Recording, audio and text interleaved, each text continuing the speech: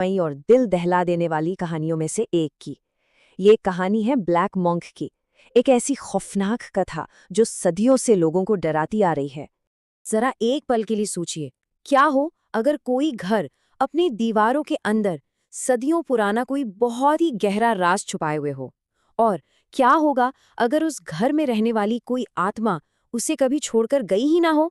तो हमारी कहानी की शुरुआत होती है एक ऐसी जगह से, एक ऐसा घर जिसके बारे में ये कहा जाता है कि इसकी दीवारें एक बहुत पुराने और काले राज को अपने अंदर दफन किए हुए हैं। और देखिए, बात किसी एक दो घटना की नहीं है, बल्कि पीढ़ी दर पीढ़ी जो कोई भी इस घर में आया है या यहाँ रहने की हिम्मत कर पाया, उन सबने अजीब और ऐसी घटनाओं का जिक्र किया है जो समझ से बिल्कुल परे हैं।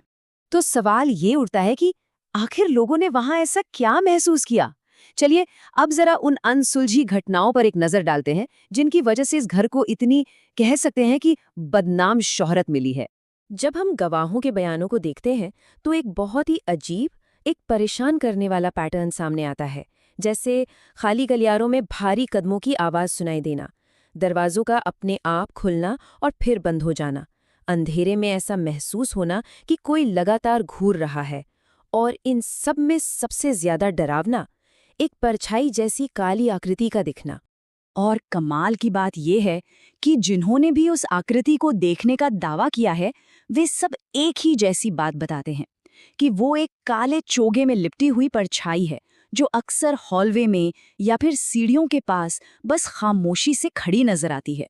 तो ये सब कुछ हमें उस सबसे बड़े सवाल पर लाकर खड़ा कर देता है, आखिर इन सारी घटनाओं के पीछे क्या है, या फिर कौन है।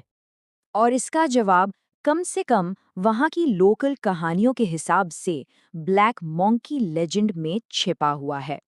ये एक बहुत पुरानी कहानी है जो इन सारे डरावने एक्सपीरियंसेस को एक्सप्लेन करने की कोशिश करती है। तो कहानी कुछ ऐसी है कि बहुत बहुत समय पहले इसी घर में एक मॉन्क, मतलब एक भिक्षु रहता था। और उसे लोग पहचानते थे उसके कपड़ों से, क्योंकि वो हमेशा गहरे काले रंग का चोगा पहनता था। लेकिन उसकी जिंदगी का जो अंत हुआ वो बहुत ही ट्रैजिक और मिस्टीरियस था। असल में हुआ क्या था, ये तो वक्त के साथ कहीं खो गया है। पीछे रह गए हैं तो बस कुछ अनसुलझे सवाल। और ऐसा माना जाता है कि उसकी वो बेचैन आत्मा आज भी इन्हीं दीवारों के बीच में कैद है, और जो कोई भी यहाँ आने की हिम्मत करता है उसे अपनी मौजूदगी का एहसास जरूर कराती है। लेकिन इतनी हैरत अंगेज कहानी सुनने के बाद एक बहुत बड़ा सवाल दिमाग में आता है, क्या ये लेजेंड सच है या ये सिर्फ हमारे दिमाग की, हमारी कल्पना की कोई उपज है। अब यहाँ पर आके कहानी दो अलग अलग रास्तों पर चली जाती है। एक तरफ वो लोग हैं जो मानते हैं कि ये सारी घटनाएं असल में उसी ब्लैक मॉन्क के भूत की हरकतें हैं जो सदियों से यहाँ कैद है।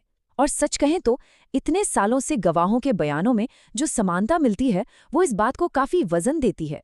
लेकिन दूसरी तरफ जो लोग शक करते हैं, उनका कहना है कि ये सब डर और कल्पना का खेल है। मतलब उस घर की जो डरावनी रेप्यूटेशन है और वहाँ का जो माहौल है, वो किसी के भी दिमाग में ऐसा वहम पैदा करने के लिए काफी है।